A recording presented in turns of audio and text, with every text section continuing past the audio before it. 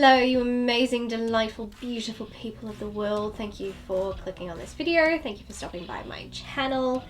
Before I get into this review, one thing that I want to say is I am so grateful and appreciative of these distributors or PR people who offer me these films, or even if it's someone who's made the film, which has happened where the director sends me a link of, would you watch and review my film? It doesn't matter if it's an indie film or a big blockbuster film, that does not matter to me. The fact that I've gone from being someone who just watched movies and that was it, to being someone whose inbox is inundated with screener offers is, like, I can barely form words because I can't comprehend it. It's, even if I get something and it's, you know, I don't immediately get a link, it's like, do you want to, I get an offer, and then I have to submit and go, yes, I would like it. Guaranteed there are some things I'm like, ooh, I don't like how that one sounds, not interested, because I'd rather not potentially give a bad review if I can avoid it. Sometimes it can't be helped.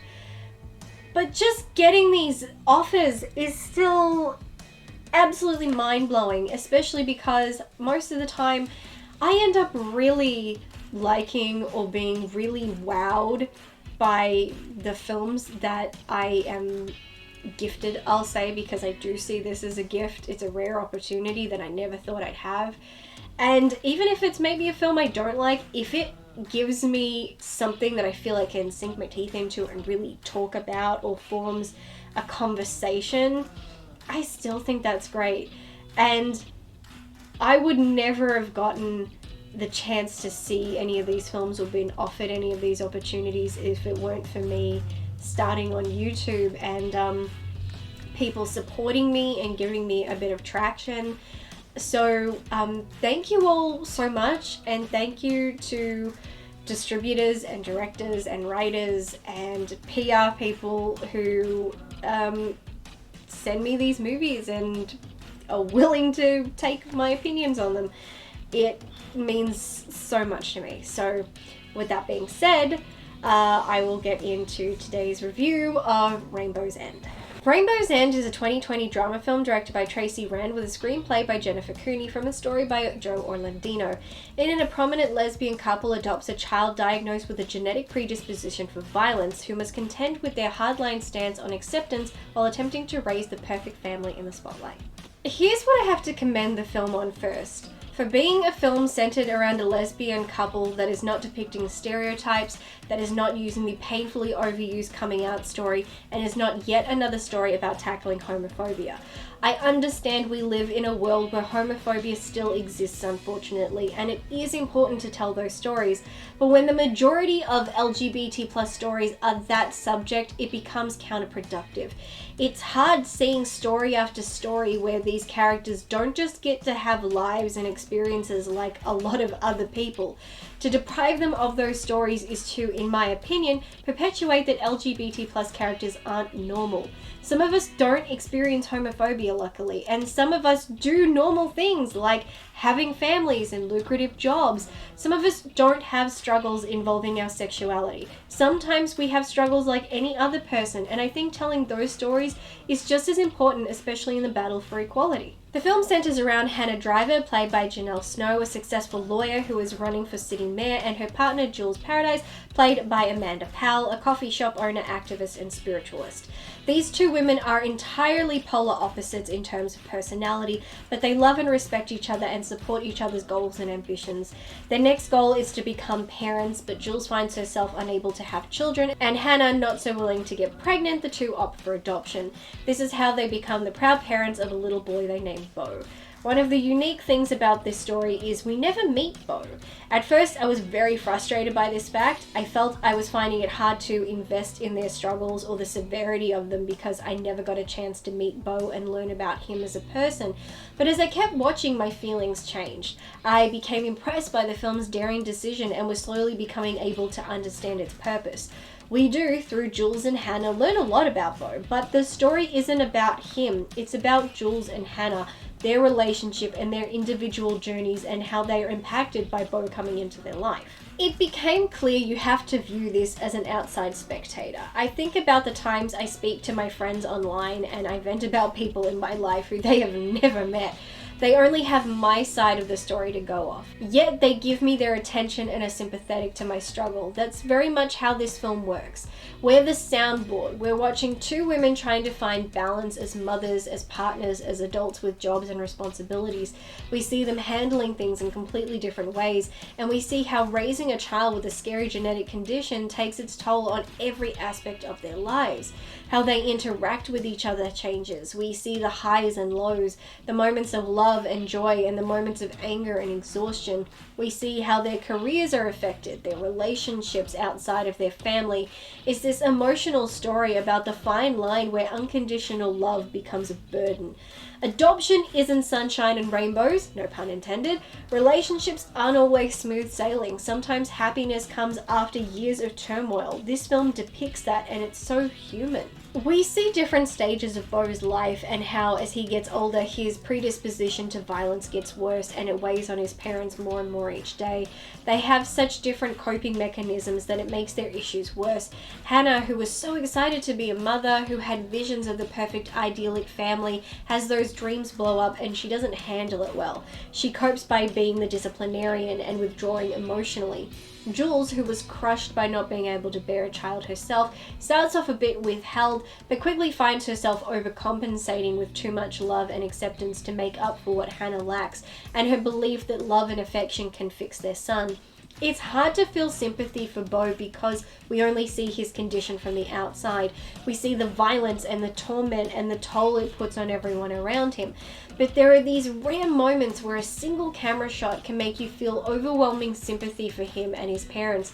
We never saw him, but we, or I, grew to feel for him. Such as this one shot of Beau's bedroom door opening partially as he clearly listens to a dinner conversation about him, and I stopped thinking about his condition and his outbursts, and all I can think of is how it must feel being a teenager, hearing your family talking about these things you do that hurt them, and how horrible that must make him feel, and it's something I can relate to, and from that single shot I felt overwhelming compassion for him. A boy born unwanted with a condition he can't control that makes him violent and aggressive to everyone around him, even those he loves. You want to instinctively go, well, he's violent, so he's evil, but things aren't that black and white. He has a genetic problem, but genetics don't tell you what's in someone's heart. If we listen to what Hannah and Jules say about him, then we can understand he's a boy who doesn't understand the feelings and impulses he has, who is capable of hurting people he doesn't want to. He's intelligent and he's creative and he wants to find safe outlets, but there's a side of him he can't control no matter what his parents do. It doesn't mean they failed, it doesn't mean they don't love him, and doesn't mean he doesn't love them. People are complicated and can be more than one thing. Hannah and Jules have both grown up feeling neglected and rejected for different reasons, and they handle it in different ways, but at the end of the day, they love their son. They keep fighting and struggling, not out of obligation or pride, but out of love. Love takes different forms. This is a story about love and overcoming. It's just showing you that sometimes love is hard and a struggle, but love nonetheless. We see many different characters, and some who off the bat we think are nasty pieces of work, but they're not. They're complicated and handle their emotions in different ways. Mayor Haggerty, played by Stephen Beochian, seems aggressive and antagonistic until we see him later in the film, and he appears friendly and bending. So looking back at his negative traits, you wonder what was that about? Simple. His behavior was of a father scared and protective of his child. Did he handle it the right way? No, but he was responding the only way he knew how. Again, showing we can't judge people too harshly. Hannah's father, played by Edward Asner, comes off a sexist homophobe who has little interest in his daughter's life, so you want to hate him. But one simple camera shot and one tiny scene put him in a whole new light. He's trying to help his daughter during a crisis, and when the crisis is resolved, he's genuinely happy and relieved. So why was he such an ass? Let's go back. What did we learn from the story? That his shift in behavior changed when his wife died. Is he really a sexist homophobe, or is he a sad, lonely man decades later still living in grief and not knowing how to handle his emotions? Everyone in this film at some point exhibits negative traits, violence, aggression, or more, and the only difference between them and Beau is Beau has a medical reason and isn't in control most of the time. Everyone else is a grown adult who is in complete control and yet don't exhibit it most of the time. This film, in very clever ways, no matter how finite they may be, is showing us these very human characters dealing with real life issues and showing no one has the answers. Basically, we're all people going through life, trying our hardest and hoping for the best, and sometimes it works and sometimes it doesn't, but the point is to keep trying and to not give up. The film takes a very strange turn in the third act, and I wasn't sure it felt right. I'm still not certain it was the right path for this story because it felt so out of left field. But that being said, it resulted in so much crying on my part. Now yes, I confess to crying in a lot of my reviews because I'm such a sook, but this deserves mentioning. This is a film that made me cry over a character I never met. That made me feel compassion and sadness for someone I never saw and only heard their voice briefly, but their brief moment of dialogue was enough to break my heart and enough to put everyone's lives into perspective. Hannah and Jules did their best. They didn't maybe always do what was right, but they tried, and even if they wanted to, they didn't give up, and that didn't go unnoticed by their son. He was able to tell his mother that he was grateful for everything they did for him and how loved he felt and how much he loved them. He wasn't a monster and they weren't bad parents. They were just people in a hard situation trying to do their best, and by the end, I like to think it paid off. Everyone has grown as a person. Their obstacles and daily trials made them better people and made them, in the end, focus on what was important and appreciate what they had. No one is a hero or a villain in this story. They're just people, and I think that's what made it so powerful and kept me with it at every moment. I tend to take a lot of breaks when I'm watching films at home unless I'm 100% riveted. I never felt bored watching this. I was in from start to finish, and while the end broke me, it was bittersweet and just an amazing film told by wonderful actors, aided by well thought out and executed pacing, though with some uncertain camera angles, but with a story like that, it doesn't even matter. I became emotionally invested in this film, and I never knew where it was going. I don't know what journey I was on, but I was all for it. And then to get to the end and having it gone the direction it did, like I said, I'm not sure the way it did it was right, but it was effective. That I can't deny, because I think I spent the last 15 minutes of the film crying, and then when the film was over, I was still crying. I know, if you've seen any of my other reviews, you know, I always confess when I cry. I will always tell you what emotions a film made me feel, and this is no exception. This was a brilliant film, and if you find a way to see this film, I highly recommend it.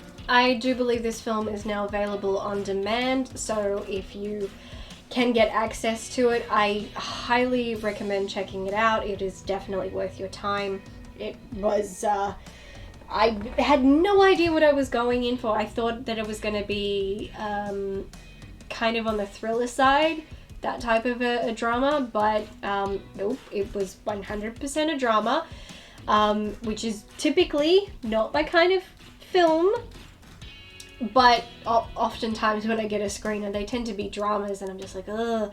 But then I watch them, and I am most of the time pleasantly surprised.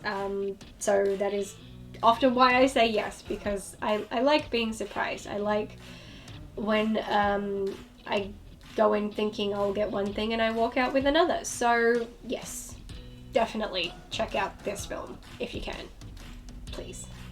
But if you have seen this film, then by all means comment below, share your thoughts on it. If you've seen it, how did you feel about the ending? If you haven't seen it, then just tell me how your week's going. I don't even care if you're watching this a year after the video is published. Still tell me how your week's going. I'm not kidding. This is a genuine moment here, people. Get into it. But that is it. Thank you, as always, to my awesome patrons. You guys are the wind beneath my wings. I'm gonna have that song in my head now. Oh no. Well, it's an emotional song. It's an emotional film. It works. So that is it, and I hope to catch you guys in my next video. So take care, and until then, bye.